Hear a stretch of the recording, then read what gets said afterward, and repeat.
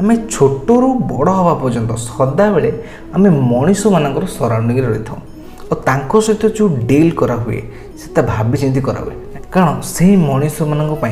आम बहुत तकलीफ में पड़ू कारण कथार अच्छी किसी काम करने पूर्व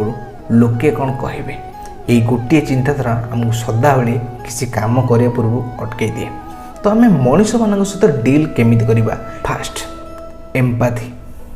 एम्पाथी हूँ कौन जी भी तुमको जो कथा कहूँ ना कहीं दुखरे हो सुखरे हो सदाबले ता पॉइंट ऑफ व्यू रु बुझा चेष्टा कर। सेकेंड पॉइंट इफेक्टिव कम्युनिकेशन जदि लोक मान सहित तुमको डीलिंग करार अच्छी ताहले तुमको आग तुमको बुझा पड़ो आउ जी तुम बुझा चाहूच ताहले भाषा तुमको बुझा पड़ो भाषा ये कम्युनिकेशन माने इंग्लिश नुह भाषा से जमी कहते तुम्हें बुझा पड़ो आउ शैली बुझाइक पड़ो।